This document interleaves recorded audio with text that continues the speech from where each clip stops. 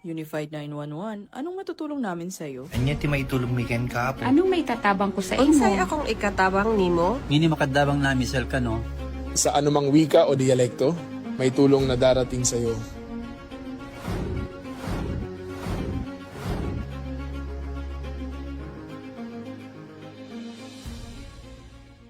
Lilingkod sa bawat Pilipino at magbibigay ng tamang impormasyon para sa tahimik at maayos na Pilipinas. Police News Network, alagad ng batas, tagapagtaguyod ng balitang pulis, sandigan ng mamamayan, patnubay ng katotohanan. La Campo Crame, maghahatid ng pinakahuling kaganapan at nagbabagang balita. Ito ang PNN Police News Network. At ngayon, ang inyong mga tagapagbalita. Magandang araw, bagong Pilipinas. Ako ang inyong alagad ng batas, tagataguyod ng Balitang Pulis. Ako po si Patrolman Edwin Baris. Maghahatid sa inyo ng tamang balita, kwento ng pulis at serbisyo para sa mamamayan. At ito ang PNP News Online. Ang pangunahing balita ng Police News Network. Alagad ng batas, tagataguyod ng Balitang Pulis.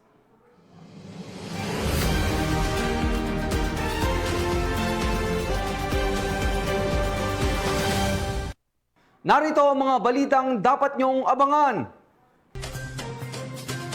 Communist Terrorist Group arestado sa operasyon ng PNP Cordillera.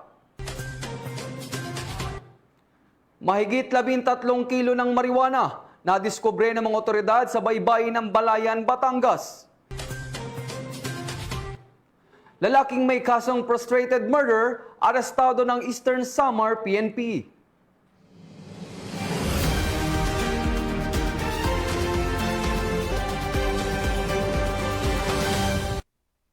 Narito ang mga balitang hatid ng ating PNN correspondents mula sa iba't ibang panig ng bansa.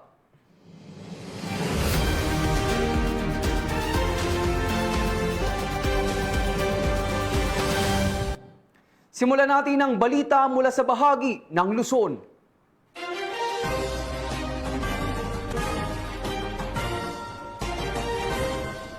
Regional Mobile Force Battalion NCRPO nagpatupad ng mahigpit na seguridad sa mga sementeryo sa Metro Manila. Ito ay bilang bahagi ng kanilang hakbang upang mapanatili ang kapayapaan at kaayusan sa paggunita ng undas. Tinutukan niya ni Patrolwoman Danica Bungo. Ngayong paggunita ng UNDAS 2025, nag-deploy ang Regional Mobile Force Battalion NCRPO ng mga personnel sa iba't ibang sementeryo upang matiyak ang maayos at ligtas na pagdalaw ng publiko.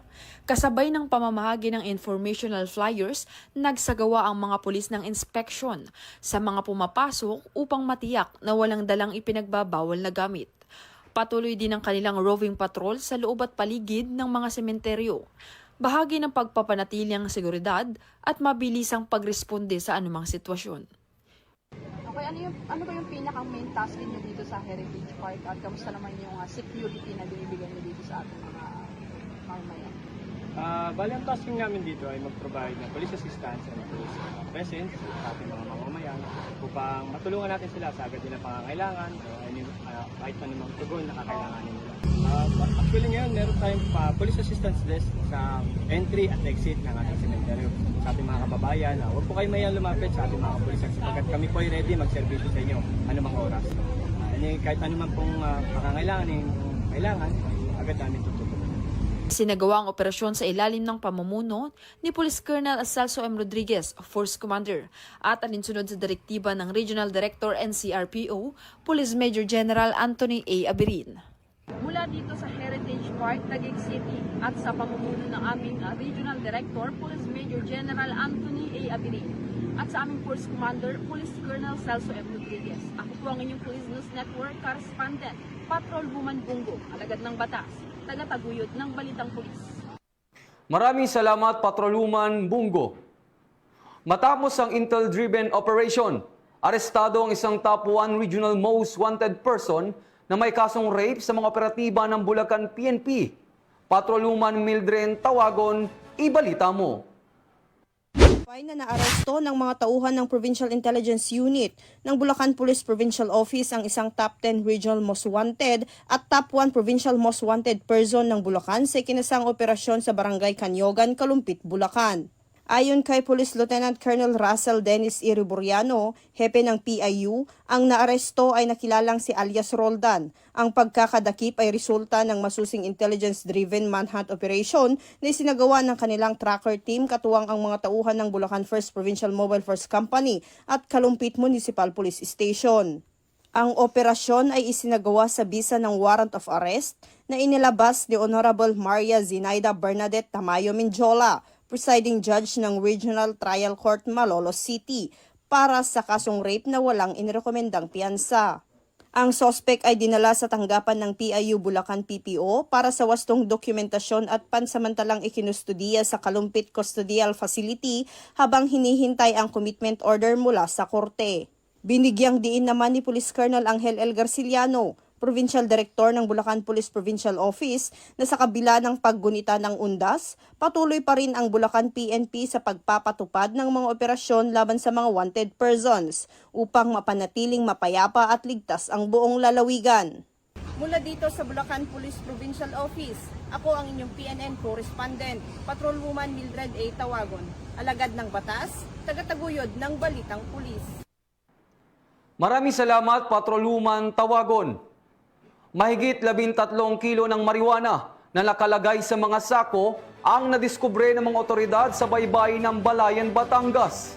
Ang detalye ng report ay hatid ni Patrolman John Lawrence Ilagan.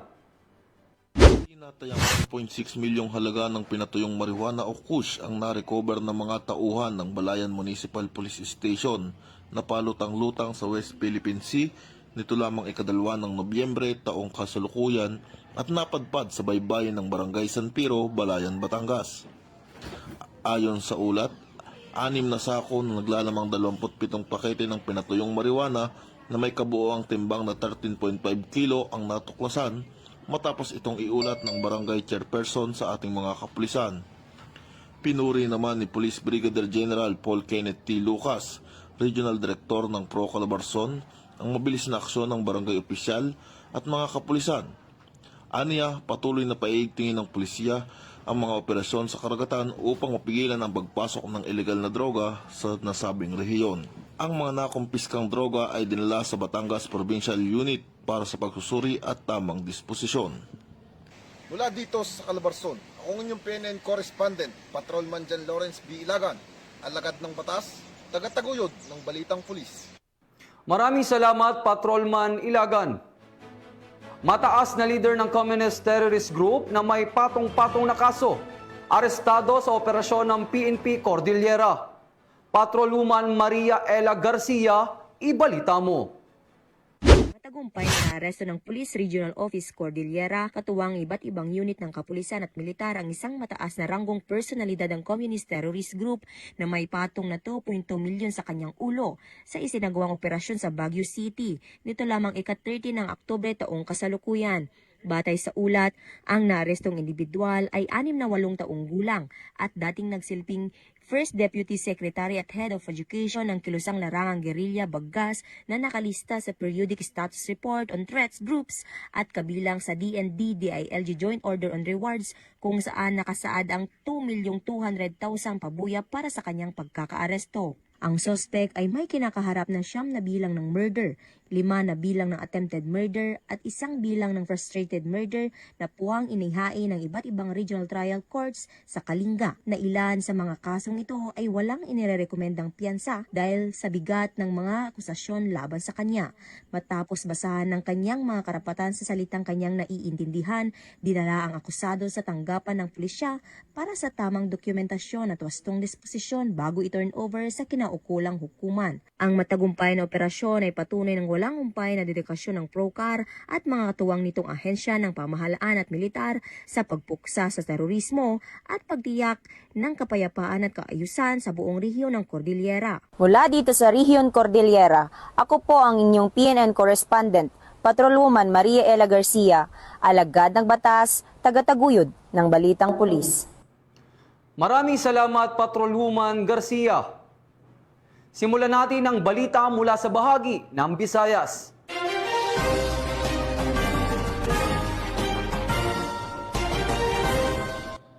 Arestado ang dalawang magkapatid na tinuturing na high-value individuals sa bypass operation ng mga otoridad sa Iloilo City.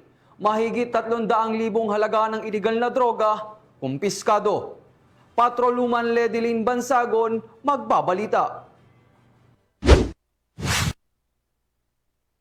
Sa gitna ng pagdiriwang ng undas, hindi nagpatinag ang ating mga kapulisan matapos nila madakip ang magkapatid na itinuring na high-valued individual sa matagumpay na buy-bust operation na isinagawa ng Station Drug Enforcement Team Iloilo City Police Station 2 sa Zone 3, Barangay Baldosa, La Paz, alas 10:05 ng gabi nito lamang ika-1 ng Nobyembre taong kasalukuyan. Kinilala ni Police Captain Jeffrey Delgado, officer in charge ng Iloilo City Police Station 2, ang mga suspect na sina alias Ryan, 47 taong gulang, may asawa at 10 anak at nagtatrabaho bilang isang welder, at alias Rock, 39 na taong gulang, may live-in partner na 4 ang anak, isang on-call construction worker at kapwa sila residente ng nasabing barangay. Sinagawa ang operasyon matapos ang 2 linggong masusing pagmamanman laban sa magkapatid. Sa operasyon, nakabili ang pulis na nagpanggap na buyer ng isang sachet ng hinihilaang shabu mula kay alias Ryan gamit ang 2,500 pesos na marked money. Nang arestuhin nito, nakuha pa sa kanya ang 2 sachet ng isang jumbo size sachet ng suspected shabu na nakalagay sa sling bag. Samantala, si alias Rock naman ay nasamsaman ng 2 sachet ng shabu sa kanyang bulsa. Umabot sa humigit kumulang 50 gramo ang kabuuang timbang ng nakumpiskang droga na may halagang tinatayang 340,000 pesos batay sa standard drug price. Sa kasalukuyan, nasa kustudiyanan ng Iloilo City Police Station 2 ang magkapatid para sa dokumentasyon at nahaharap sa kasong paglabag sa Republic Act 9165 o ang Comprehensive Dangerous Drugs Act of 2002. Ang matagumpay na operasyong ito ay muli nagpapatunay na walang pinipiling oras o okasyon ng paglilingkod ng ating kapulisan para masugpo ang iligal na droga at mapanatili ang katahimikan sa komunidad. Mula dito sa Police Regional Office 6, ako ang inyong Police News Network Correspondent, Patrolwoman Ledilyn Bansagon, alagad ng batas, tagataguyod ng Balitang Pulis. Maraming salamat, Patrolwoman Bansagon. Bohol PNP kasama ang iba't ibang ahensya ng pamahalaan tinutukan ng kaayusan at seguridad sa paggunita ng Undas 2025. Magbabalita dyan si Patrolwoman Flora May Azares. Sa pagtulong ng Undas 2025, tiniyak ng Bohol PNP, katuwang iba pang ahensya, ang mahigit na pagpapatupad ng seguridad at kaayusan sa bawat komunidad sa probinsya ng Bohol. Walang tigil ang pagpapatupad ng batas ng mga tauhan ng PNP Bohol upang matiyak ang kaayusan sa mga sementeryo at iba pang pangunahing convergence zone. Ang kanilang presensya ay naglalayong hadlangan ang mga nais lumabag sa batas, ngunit nag-aalok din ito ng agarang tulong sa mga nangangailangan at pagtibayin ang kapayapaan sa kapaligiran. Patuloy na hinihimok ng PNP Bohol ang publiko na manatiling mapagbantay, sundin ang mga protokol sa kaligtasan at palawigin ang buong kooperasyon sa mga otoridad. Hinihikayat ng mga kapulisan na sama-sama nating itaguyod ang diwa ng undas ng may paggalang at disiplina. Our goal is to provide the public with a safe and orderly environment as they honor their departed loved ones. Through proactive inspection and close collaboration with our stakeholders, we reaffirm our commitment to public safety and community service, ayon kay Police Colonel Patricio Sidigay Jr., Provincial Director Bohol PPO. Ang kapulisan ng Bohol ay patuloy sa pagpapatupad ng pinaigting ng mga operasyong pangsiguridad sa ilalim ng Ligtas Undas 2025 na tinitiyak ng mga Police Assistance Desk, mga Traffic Control Point at mga Mobile Patrol Unit ay mananatiling operational at tumutugon sa mga pangangailangan ng publiko. Mula dito sa Central Visayas, ako ang inyong Police News Network Correspondent, Patrolwoman Flora May Azares. Alagad ng batas, tagataguyod ng Balitang Pulis. Maraming salamat, Patrolwoman Azares. Sa pagpapaigting kontra wanted person ng pulisya, arestado ang isang lalaki dahil sa kasong frustrated murder sa operasyon ng 1st Eastern Samar Provincial Mobile Force Company. Ang buong detalye ng report ay hatid ni Patrolwoman Camberley Flores.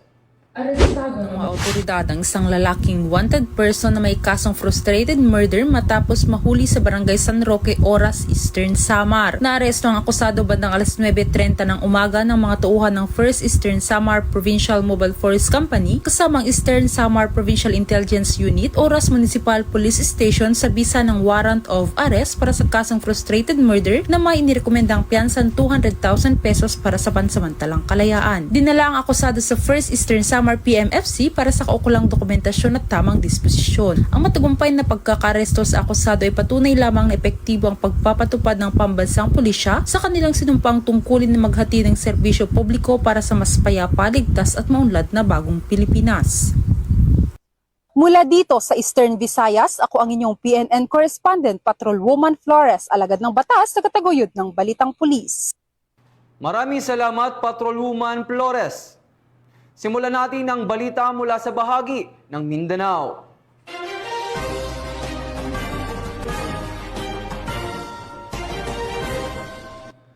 Sa patuloy na pagpapaigting ng kampanya kontra illegal na droga ng kapulisan, arestado ang isang 36 anyos na lalaki sa anti-illegal drug operation ng mga operatiba ng Osamis City PNP.